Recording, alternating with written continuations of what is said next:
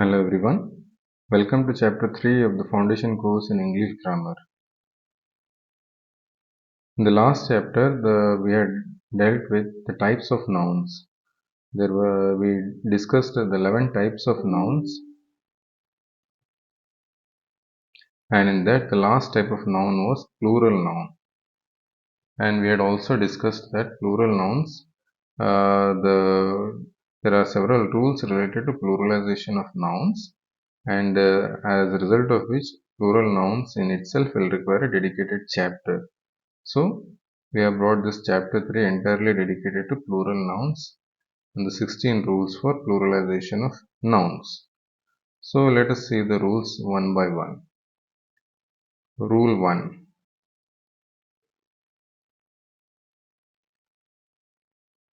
According to Rule 1, for regular nouns, the most basic rule is to add s to the end of a singular noun. That is, Rule 1 says that the most basic rule to form a plural out of a singular noun is to add s at the end of the singular noun. As you can see from these examples, bird becomes birds, song becomes songs, pen becomes pens, coin becomes coins. So just by adding s to the end of the singular noun, we get the plural nouns. So you must be wondering, what are these regular nouns? Regular nouns are nothing but the nouns which follow standard pattern of pluralization. See, this is one of the standard patterns of pluralization. That is, you get the singular noun, you add s at the end, and you get the plural form. So it's a typical standard pattern of pluralization. Such nouns are called regular nouns. So I hope it's clear. Nothing much to think about. That is, you get the singular noun, add s at the end, and you get the plural noun. So now let us see rule number 2. What does rule number 2 state? Rule number 2 states that for nouns, for singular nouns ending in s, ss, sh, ch, x or z, we have to add es to the end of the noun to make it plural. For example, now rule 2 deals with the singular nouns ending. The end letter of those singular nouns will be a single s, double s, sh, ch, x or z. So how to pluralize the nouns ending with these letters? Simply add es to the end of the singular noun to make it plural. For example, bus. Bus is a singular noun which ends in s. So to get the plural form of bus, what do? We just add es to the end of the singular form. That is, bus is the singular form. We just add es to make it plural. So bus becomes buses. Similarly, boss. Boss is a singular noun ending in double s. Yes. So the plural form is obtained by adding es to the end of the singular noun. Next, dish. Dish is a word ending with the letters sh. So the plural form is obtained by adding es to the end of dish. Thereby we get dishes as the plural form of dish. Next comes rich. That is the word, the singular noun ending in ch. So rich, plural form of rich is riches. Now considering considering a single noun ending in x. For example, tax. Tax. The plural form of tax is taxes. taxes. Now, for the final example, that is for the singular noun ending in z. Z. How is the plural form obtained? We obtain the plural form by adding es to the end of the singular noun to make it plural.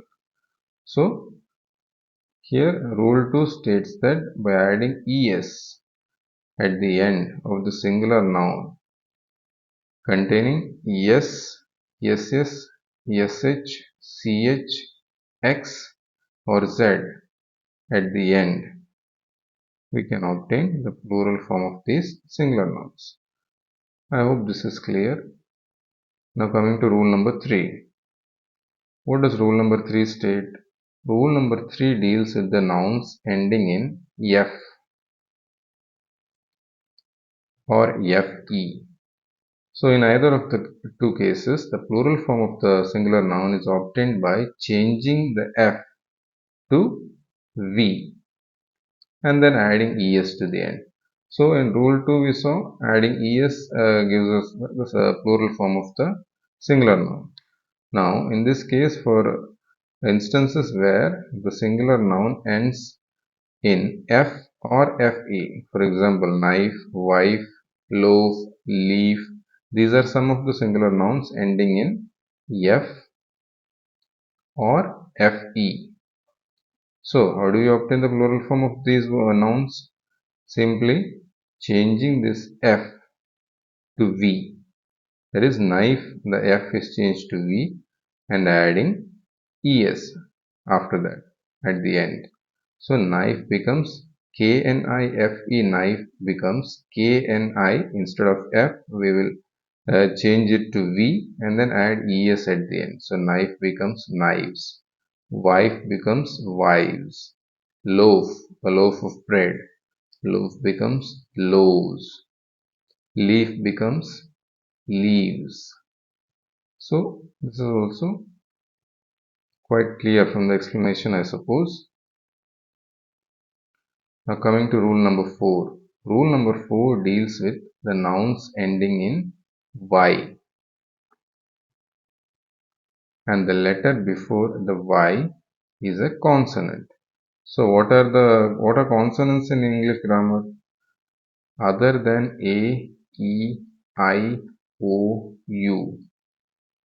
All the letters or sounds other than A, E, I, O, U are called consonants.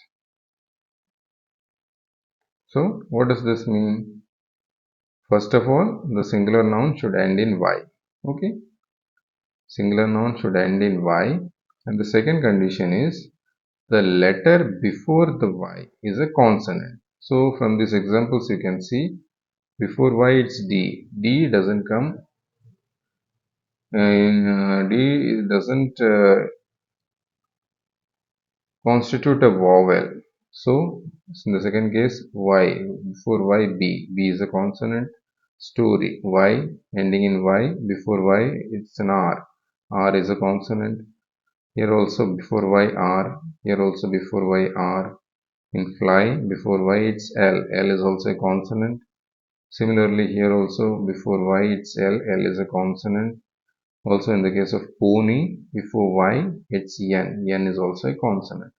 So in all such cases where the nouns end in Y and the letter before that Y is a consonant, the plural form is obtained by replacing that Y with what?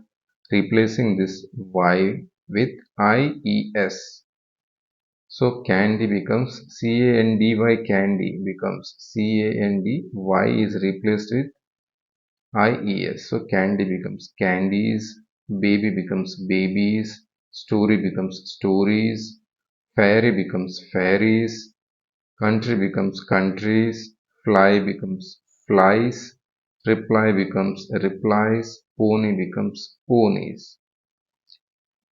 So this is rule number 4 for pluralization of nouns. Now coming to rule number 5.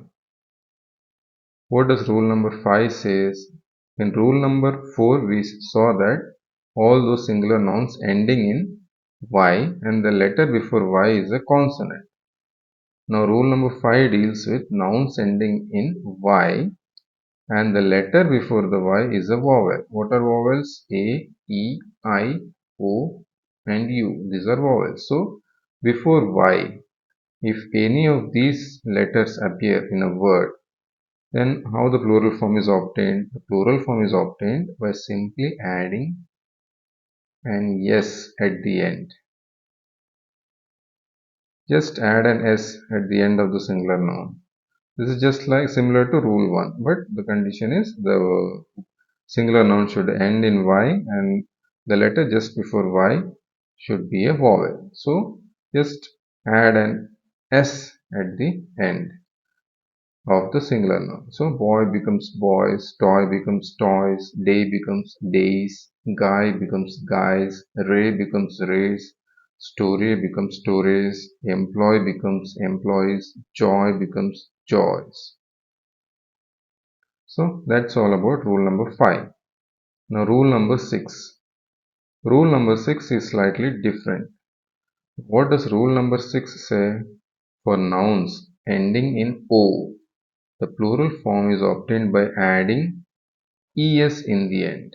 So here also again the plural form is obtained by adding es.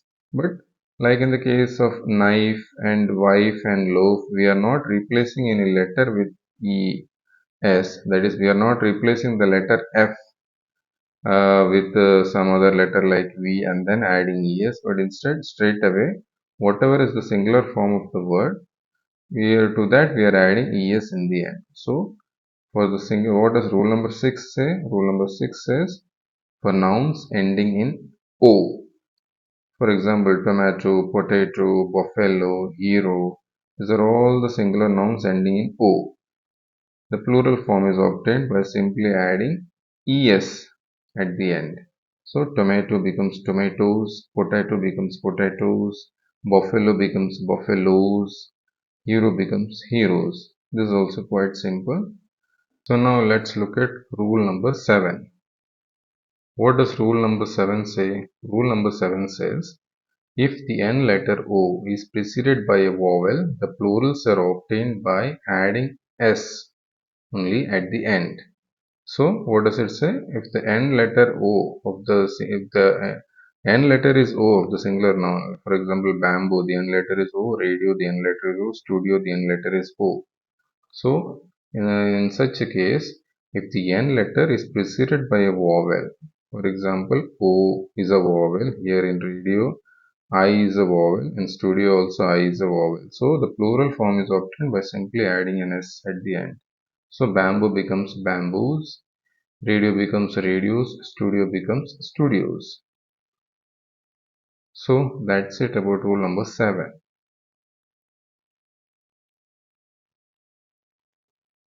So now coming to rule 8. What does rule 8 say? Rule 8 says that for nouns ending in IEF, OOF, EEF, AFF or RF, plural forms are obtained by ending the word with S. For example, belief, the end letters are IEF. Chief, the end letters are IEF. Dwarf, the end letters are RF. Stuff, the end letters are FF. Proof, the end letters are OOF. So in these cases, for nouns ending with IEF, RF, FF, OOF or EEF, the plural forms are obtained by simply adding yes at the end. So I hope rule 8 is clear. So over the course of time, many words from other languages like Latin, Roman, etc. have been incorporated into the English language. That is, they have been accepted into the English language.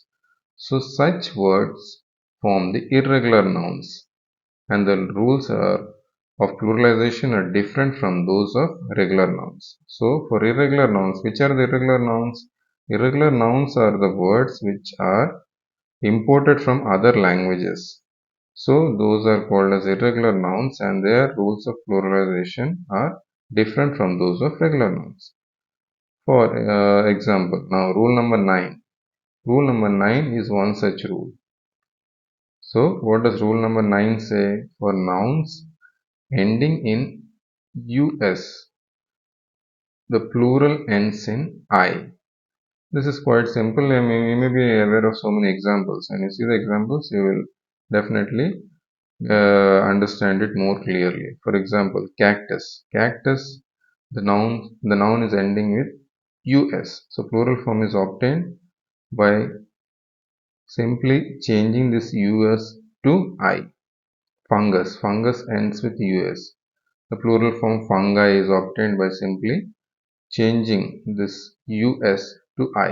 Radius, radii, focus, foci, alumnus, alumni, nucleus, nuclei, stimulus, stimuli. So this is all this is all about the rule number 9, which deals with the nouns ending in US. The plural form is obtained by simply changing that US to I. Now let us see rule number 10.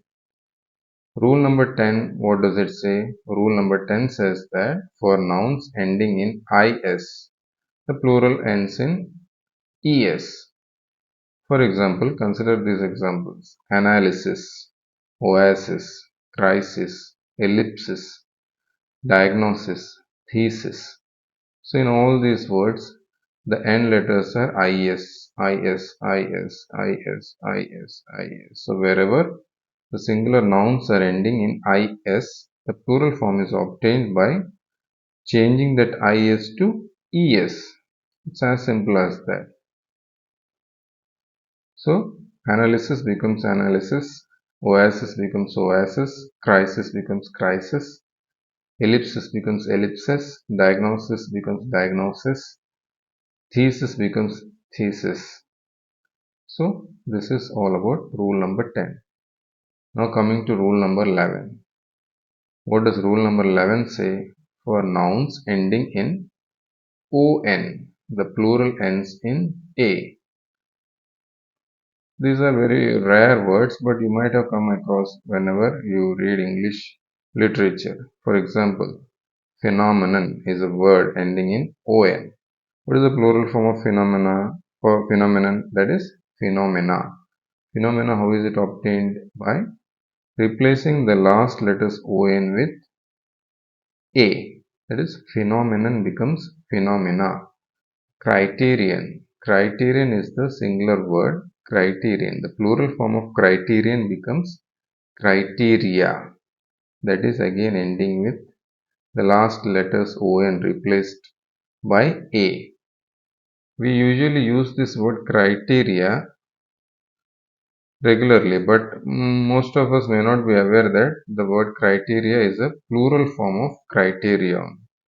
So, rule number 11 deals with such words ending in the letters ON. The plural form can be obtained by simply replacing those letters ON with A. So let us see rule number 12. What does rule number 12 say? Rule number 12 says plurals of some irregular nouns are found by changing the vowels. So in irregular nouns, as we discussed, these are the words which are imported from other languages like Latin, Greek, and so on. So there the rules are different in the sense that the vowels in the singular forms are replaced by another vowels. For example, goose, Goose, goose becomes Geesc. Gets replaced by EE. Similarly, foot, Foot gets replaced by this replaced by EE. So foot becomes feet. Mouse becomes mice. Man becomes men. Man. This A, the vowel A gets replaced by E. Woman becomes women. Louse, louse becomes lies. Tooth, tooth becomes teeth. Die becomes dies. So this die is different from the verb form of death. This is a tool which we use while playing games like Ludo and so on. Okay, now coming to rule number 13. What does rule number 13 say? Rule number 13 says that there are some nouns which have the same form in plural as in singular. So that is to say, singular and plural form of these nouns will appear the same. So which are those words? I have provided a list of such words. You can just note it down. That is fish. Fish is a word which is the same in singular form as well as plural form. deer, deer, plural is also deer, sheep, sheep, plural also sheep, police, police, singular and plural, both are the same, staff, staff. Now this staff means the employees. This staff is related to employees. The staff which we had seen in the earlier example refers to the stick, a kind of stick which is also called as staff. Now smithereens. Smithereens is the same in singular and plural. Species. Species is the same in singular as well as plural. Squid. Same. Squid. Headquarters. Headquarters is the same in singular form as well as plural form. Swine. Swine is the same in singular as well as plural. Cord. Cord is the same in singular as well as plural. Insignia. Premises. Corpse.